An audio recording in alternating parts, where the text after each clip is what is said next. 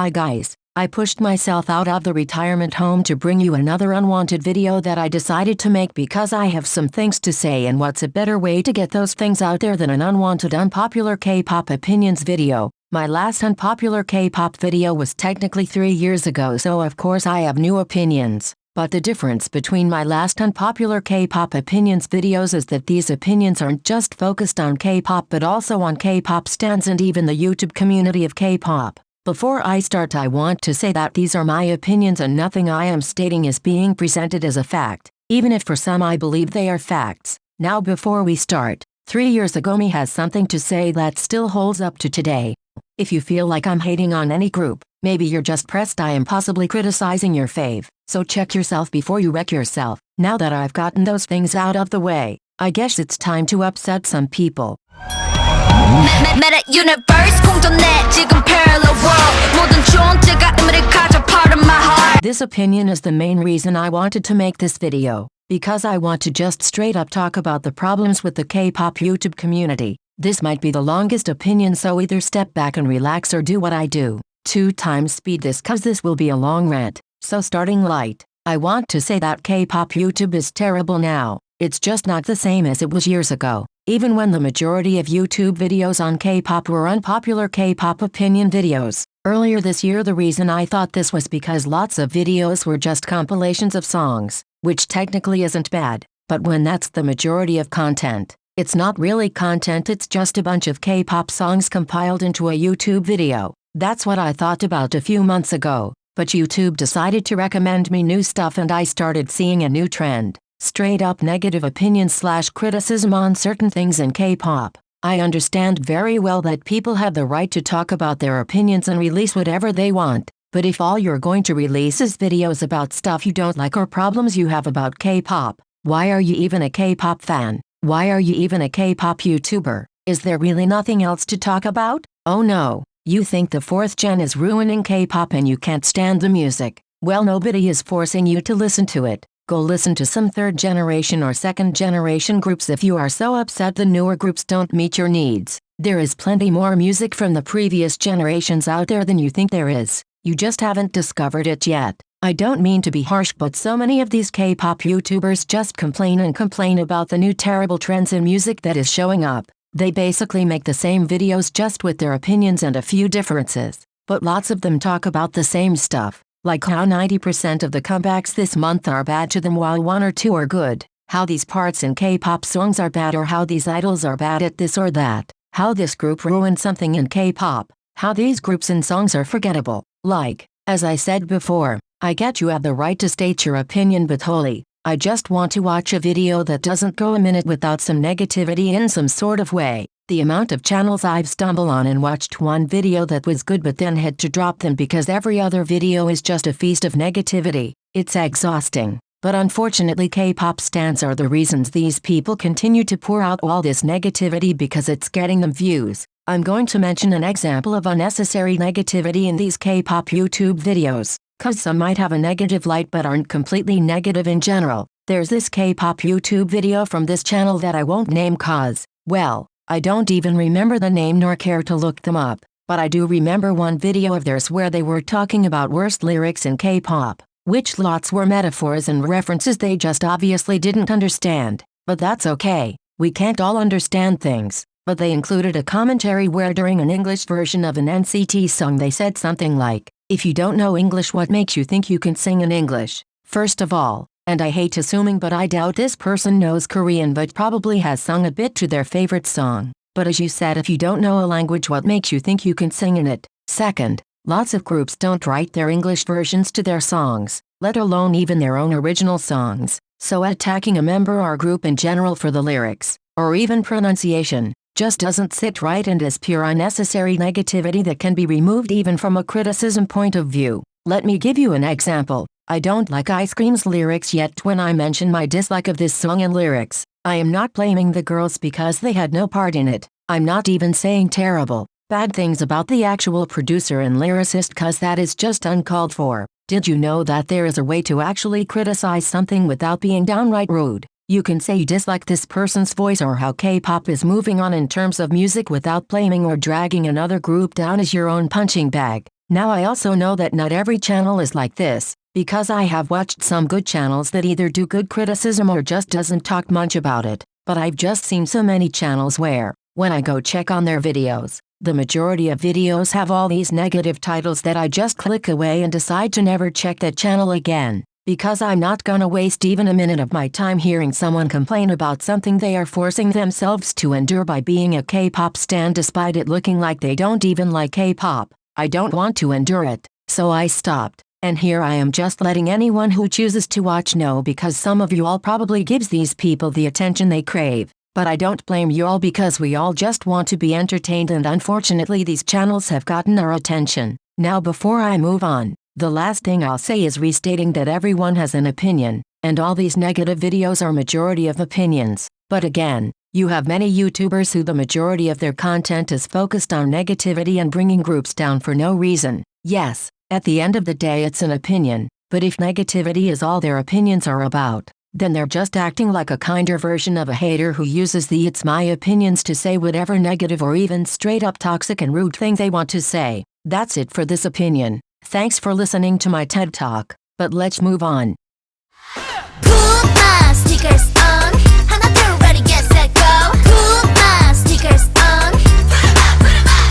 Yeah. Okay, so this opinion title is low-key clickbait, but I didn't really know what else to title it. But this is not me telling you all to unstan itzy, but instead this is my opinion that some of you just need to admit it and let them go. Unstan them for good. Because all I see is constant quote-unquote itzy stans talking about how their music is now bad and this comeback was terrible. Why are you still standing them if you dislike it? I remember when Mafia in the Morning came out and people called it bad, and then Loco came out and it was better than Mafia in the Morning but not great, and now the same stuff that was said about Mafia in the Morning is being said for Sneakers. I understand it might be hard to unstan a group you have liked a long time and possibly from the beginning of their career, but if you're gonna constantly talk about how bad their new music has gotten, then are you really a stan? For me, I love their music, including their new comeback. I'll admit the B-sides are on the weaker side compared to the last album, but they aren't bad. I really wanted to include this opinion because I can't stop seeing people talk about their disappointment with itzy like they owe them a great song. All their songs have fit this itzy style and it's theirs. If you don't like that, just unstan. I rather people unstan than constantly complain about their music. Cause once you unstan it shouldn't matter to you whether you think their songs are bad. Because you are not nmixx anymore.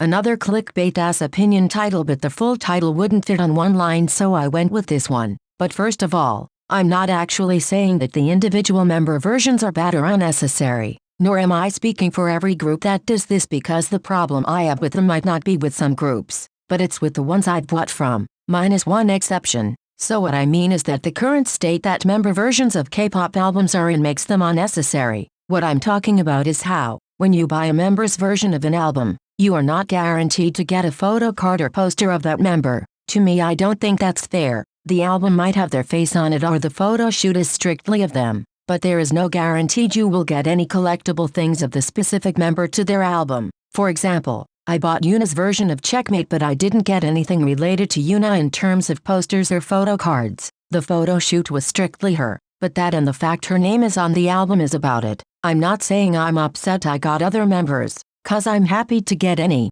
but I think if you're going to buy a specific member version, you should be guaranteed to get something with them that isn't just their name or face on the cover and a photo shoot of just them. I understand it might be harder to make sure of this, but I'm sure if they can specify an album per member, then it won't be too hard for them to make sure to coordinate a poster or photo card, or even both, to the member's own version. I want to mention the only exception to this that I have, and that is Summer Magic by Red Velvet. I bought a random version and it happened to be Joy, but I got an Irene photo card instead. The reason I don't have a problem with this is because the member version of Summer Magic has a special stand of the member, which counts as a goodie from the album. I think that is a great exception because it makes the member's version stand out as their own, even if you don't get their photo card in it. The last thing I'll say is that I know that I don't have to buy the member versions, so I don't get my hopes up if there isn't a photo card or poster of that member. But then why do member versions exist? Just so their face or name is on the album so people would collect more.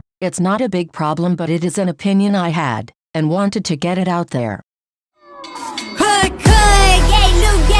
moving eye. Want me shoot. Okay, I'll admit I didn't like it at first. I was sort of disappointed because I dislike songs that just switch up the sound halfway and sound different. Of course there are exceptions like I Got a Boy, which is the mother of all these songs. But I will say is that individually I like the parts, and after more listens I just got used to it, even though I still wish they would be two separate songs. I'll even say that I used to dislike Tank but now I actually don't mind it. I get why people hate this song, not just because it's the same reason I used to but because I have seen like 1,000 videos saying nmixx's debut so bad blah blah blah. I get it, you dislike the song, or even both, but I don't care anymore. Now, I hope they don't do this same mix-up song structure in the future, or at least do it in a much better than they did with their debut. But I will admit that I do like their debut and it has landed on my Spotify repeat playlist a few times, which is a high honor. I just want to quickly say that I don't care if you dislike it,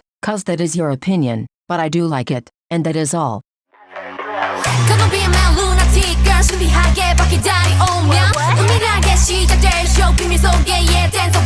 I hate to single target an idol for an opinion, but I want to say that I am not blaming them in any way. It is 100% the company's fault. Unfortunately, I have to mention them to get my point across, so I think we all know Everglow, and they are a group I do like, but the problem I have, well I hope we all have, is their line distributions are some of the worst in K-pop. Of course it's gotten better, but still not as good as it could be. Most of you all probably know what I'm gonna say, but I'm gonna say it anyways, which is, why is Mia rapping so much and even sometimes more than the actual main rapper EU in their title tracks? My next opinion ties into this so I won't mention that right now, but the problem is, if they are gonna get lots of vocal lines, because they are from the vocal line, why are they given rap parts? Okay, so it's only like 5 to 8 seconds, but that's sometimes the amount of lines, or even less some rap line members get. And when someone who is already gonna get lots or more lines in terms of vocals takes up those parts, it just makes the rap line members seem like they don't need to be there cause you got someone who can sing and rap in the group.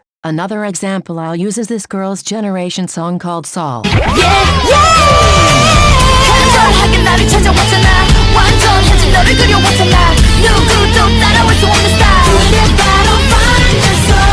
As you saw, Tiffany had like 6 to 7 second rap part near the end, and usually I don't mind her rapping cause she doesn't do it often, but for this song, she has 29 seconds total. She has a big ad-lib after her small rap part, while Yuna, who is on the rap line, doesn't even pass 4 seconds. Okay, yeah, it's just about 6 seconds, but those 6 seconds don't matter to Tiffany who already has lots of lines. But poor member of the rap line Yuna gets robbed for no reason. Of course, as mentioned, I don't blame Tiffany for this. I blame whoever distributed this song, and I do the same for Everglow. Bringing hate to the girls for something they can't control is not okay, but what I think is okay is to talk about how frustrating it is, even though it's not the girls' fault. Now instead of properly ending this opinion, I'm gonna lead into the next one that fits right in. 1, 2, 3 새로운 시작이야 절대 뒤돌아보진 않을 거니까. So you're telling me that Jisoo couldn't sing that, or going back to the other opinion,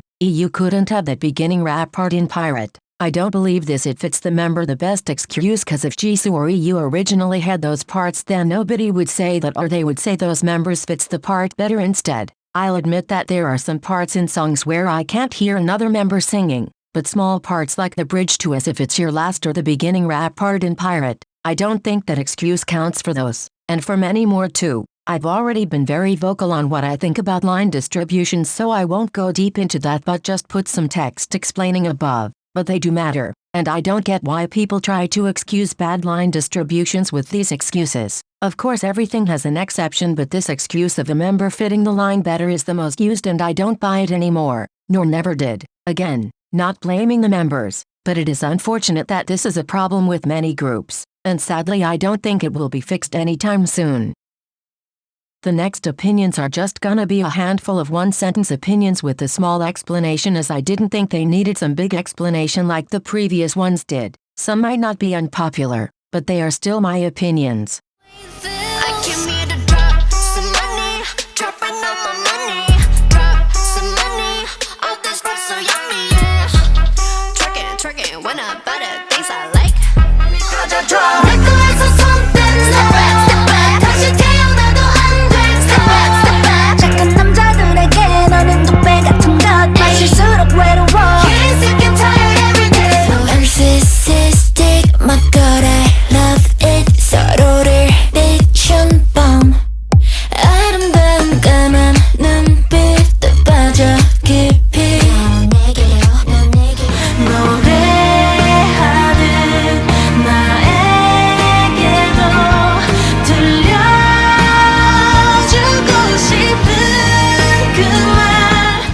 Anyways, those are all my K-pop, popular or unpopular opinions that I have. I know this was sort of long, but I had stuff to get out there. Whether a few people watch or a lot, I don't care, cause I did enjoy making this video and I just love to rant in general even if barely anyone listens. The last thing I want to say is that if this happens to do well, then maybe I'll do more videos instead of just going back to the retirement home. I do have something planned for late September, but I don't even know if I will make that video. But we'll see. If you made it this far without skipping over anything, then thank you, and congratulations, cause now you get to hear the song that's runner-up for Song of the Year. Okay, bye. 'Cause we are forever. It's not